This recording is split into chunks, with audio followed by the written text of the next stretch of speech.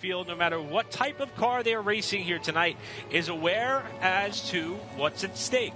There's a lot of eyes, there's a lot of ears, there's a lot of fans keeping pace and keeping tabs on what they can do tonight, and that is win in front of a capacity crowd and a pretty big audience watching along on Flow Racing as well.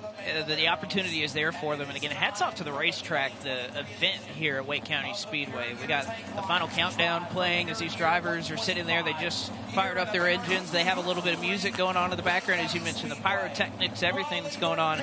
A great show for any fan that is around the Raleigh area to be able to come on out and watch a race here at this racetrack. It's going to be one to watch for sure, as we can see the Chargers lined up. Again, we'll have 30 laps of the Chargers, followed by 25 laps. The Bandoleros will be competing, and then, of course, followed by 125 laps for the Drive for Per Year, 125 for the Saw Ride Carriers Cars Tour around Wake County Speedway tonight. And this is how this field will line up as we get things rolling here. Inside of row number one, you see that black and red number 2 car. That will be our pole sitter. High up in the championship standings is that of John Fitzhugh. On the outside, the number 13 will be that of Jacob Bradley, and the gray, blue, and black number 13. Inside of row number 2, car 60. That is Chance Carpenter, who ran very well here the night that the Cars Tour Pro late models were in attendance. On the outside, the number 88 of Zach Brown. Rounding out the field is going to be the number 41 of Austin Farrell, and also the number 51. That is going to be Corey Walker. Now, there was another entry, Will Rowland in the 43. Unfortunately, that car is in the pit area. You can actually see it just behind the track lights there, just behind Mason Diaz's car. It is being loaded up early here tonight. He will not be able to make the call.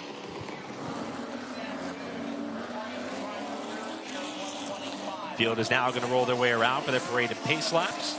As Blake mentioned, 30 laps will be on the docket. You can see all of the late model stock competitors waiting in the wings there on the inside retaining wall that wraps around the bottom of turns 3 and 4. While the drivers and teams be watching on to see how this race unfolds. And even though the cars may look similar in body type, there are many differences between a Charger and a late model stock car. But the way in which they get around this racetrack from a size and weight balancing perspective, it may be something that can provide a learning opportunity for these drivers and teams. Yeah, well, to have them get a good gauge on how those late model stocks would try to drive around here. And you know, some of the racing that we saw, remember when we were back here in July when we had the Pro Late Models here, we saw some fantastic stuff in a lot of those races. And even that Legends race, I remember at the end of the night, it was quite the lengthy affair with a lot of drama in that race. And I don't think the Chargers will disappoint here. You can see them 2 wide. And already, I mean, look at this 6-car field. You can already see how much 6 cars fills up this racetrack. We're going to have 21 there later, some of the best late model stock cars in the country. It is going to be a show for sure. Points leader here at Wake County for the Chargers, John Fitzhugh in the 2, going to bring us down alongside the number 13 of Jacob Bradley. Cody Griffin was tied for the championship lead. He's not here tonight. Corey Walker will be 3rd in points, starting on the back row. The first green flag of the night is up. It's the Chargers driving their way into turn number 1, with Fitzhugh trying to cement the lead off the second corner ahead of Bradley. I remember this number 2 car and how strong it was when we saw the Charger feature about a month and a half ago, and you see off of turn 4, at least just for a moment, looked as though he was clear for the race lead. And finally, off of turn 2, you're going to see that gets the call from the spotter to move on up, as he's going to have to protect down low once again for the number 13 of Jacob Bradley, who's trying to get back and fight for the race lead. Is now he's going to get a little bit of a shot from behind from Chance Carpenter. Carpenter almost got all the way to the back tires. Forget the fuel cell. He nearly touched some rubber there as he got underneath that car. Last time around through here in turns 1 and 2, Bradley now trying to find a bit of a groove here in that second position. And he dives deep into turn number 3 to try to close up what is about a half a car length deficit. He'll gain some ground there as the 2 car had a bit of a moment off 4. And Chance Carpenter right now, you can see how strong he is. Didn't necessarily launch all that great, but you could see how much drive is in that number 13 car. As the 2 of John Fitzhugh is going to get a little bit high into those marbles. Great job. He brings the car back under his control, but not before he loses a pair of spots as Bradley takes the lead. That little bobble there by the championship points leader Fitzhugh may show all the Cars Tour competitors just how slick it is outside of that preferred groove.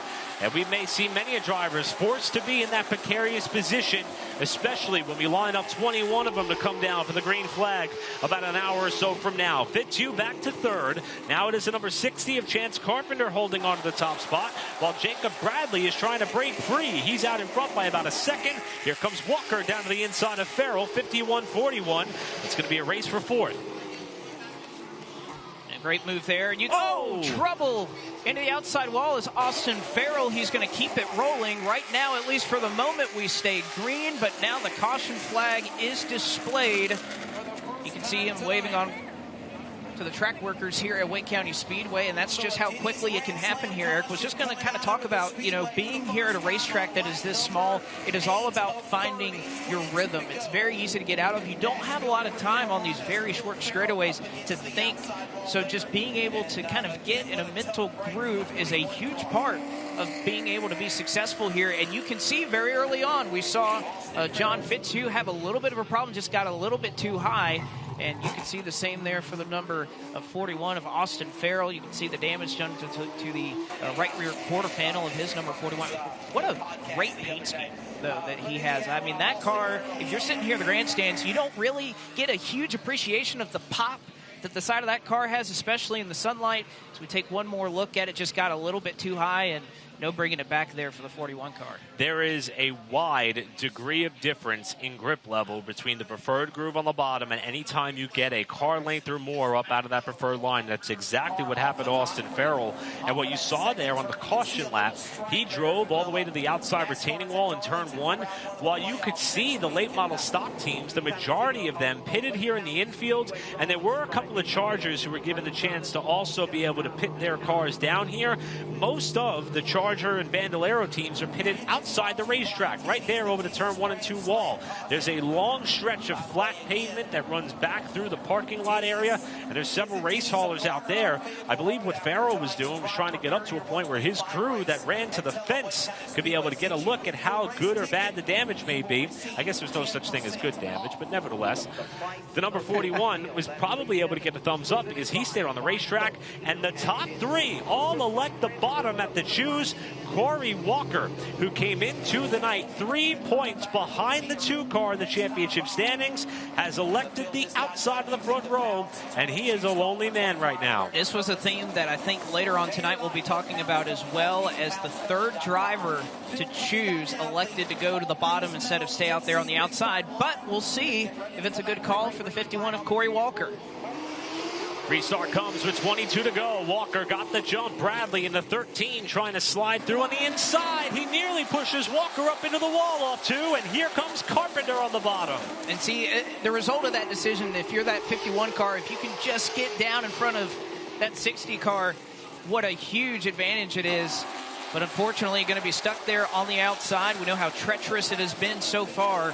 Hot and slick racetrack here today as he gets pushed up out of the groove. You can see he's fighting the wheel just as he's a little bit out of the groove and looking for a way to get back down to the bottom. Can't find it yet, though. And as we can see, even the cars on the inside of the racetrack, they're not on a rail by any stretch of the imagination. We're seeing everybody slipping and sliding around this racetrack that has been bathing in sunlight all day long. Got up to about 95 degrees here in Raleigh earlier this afternoon.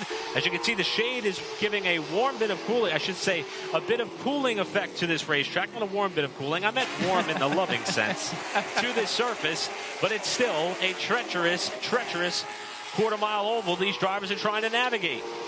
That it is, and especially when you see these cars on exit. And again, you have to get back into the throttle a little bit early in the center of the corner. You're obviously not going to go full throttle of that portion.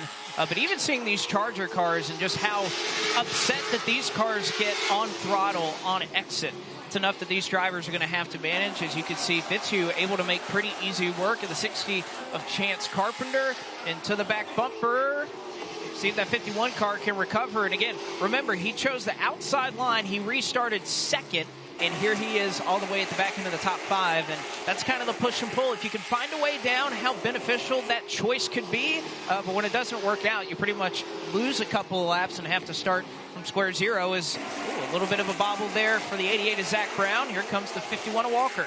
Walker able to get that drive off the corner after the 88 slid wide. Moved Walker now up into 4th position at the start-finish line. All the while, Jacob Bradley is driving off in the sunset. The lead back to the points leader, John Fitzhugh, over 2 seconds, as this race for 4th remains the best on track for the moment, with the laps clicking off quite quickly, if you will. 12 to go already, coming back around to 11 to go here as your leader. He continues to run some of the fastest laps we've seen throughout the field. He's in the 12.8s. In fact, that was his fastest lap of the race so far, now running about a 13.1. Fitzhugh was a tick faster a lap ago, but Bradley's got a sizable lead to work with now less than 10 to go. I remember back when we ran the Pro Late Models, this 13 car, how good it was. Ended up winning both of the Charger features that was run that night, and they'll have a little bit of a doubleheader later on as well, and just making it look easy, very smooth, not having to worry a lot about when he hits the brakes, that car kicking sideways, and you can see up off the corner how much these cars kind of use the fact, again, the front stretch is not exactly straight, as you can see there on our speed shot. There's a little bit of curvature to this racetrack that almost kind of reminds me of the LA Coliseum in a way. Somewhat of a similar shape, somewhat of a similar size too, but right now Jacob Bradley just cool, calm, and collected, and can breathe a sigh of relief, at least for now, with 7 to go. Nothing to worry about in the rearview mirror. We've been talking about the temperature all afternoon long and how hot it's been here in this part of the country and state. And I think to kind of parlay off the point you were making there, Blake, these drivers in all divisions, they don't get much of a rest here because of that constant turning motion they have to make with the shape of the racetrack as you were laying out. So tonight could be quite the test for the competitors, even though from a distance perspective, it's probably going to be the shortest race they've run all year. But from a physical exertion point of view, these drivers are going to be tested to the max. But so far, Jacob Bradley, the race leader, he has not wavered once, and he's not showing any sign of follow by the wayside up front. Well, and again, it's not just physical, it's mental, right? Especially in the midst of these battles. We know how close the competition has been throughout many of the divisions we've seen, but especially the Solid Rock Carriers Cars Tour. And being able to manage all of that with, you said, like the physical exertion that's going on, as you can see Bradley receiving the 2 to go this time. But it is such a challenge here at Wake County Speedway, and we'll see if these drivers are up for it. One driver who is up for it is Jacob Bradley, as he'll come around and face the white flag this time. White flag in the air for Bradley, who has been the dominant car by far for the Chargers so far tonight. It's a big night in the sense of being in the spotlight. The driver's going to make the most of that. Will be that of Jacob Bradley, who grabs the win for the Chargers over John Fitzhugh and Chance Carpenter, your top 3. Rest of the field, 4th goes Corey Walker, 5th Zach Brown, Austin Farrell in 6th, and as we mentioned, unfortunately, the 43 of Will Rowland did not make the trip out onto the racetrack to start this one. But also another wonderful feature, I think, here at Wake County Speedway is this victory lane. You get up on the platform, you have a great shot to look at the race fans as you climb out, be able to salute you. We know how many of the fans kind of gather around here at the flag stand to be able to look at their favorite drivers. Such a great vantage point, and Bradley, I'm sure, going to be one happy customer as he climbs out of his RaceWrapsNC.com machine.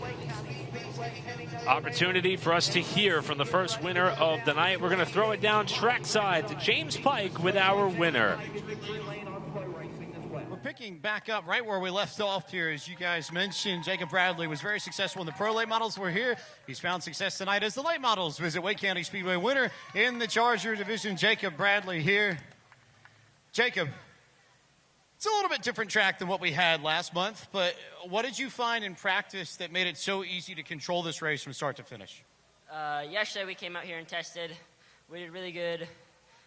We struggled a little bit this morning, really tight. Got a little tight at the end of the race, but got to thank everyone working on this car, Clay, John Jones, everybody that makes it fast, all my sponsors, Redhead Racing, Race Wraps, and you fans for coming out to watch. One more victory, and it will be the Cars Tour sweep, as it were. Victories in both races on both nights. The Cars Tour visits Wake County. He'll be looking for that victory a little bit later on this evening. Jacob Bradley, your winner in the Chargers. Thank you very much. Thank you, James, and what a great race it was. Bradley goes to victory lane. As you can see, more fans continue to work their way into the grandstands here at Wake County Speedway. We'll be right back here from Raleigh, North Carolina. You're watching the Salt Rock Carriers Car Store live.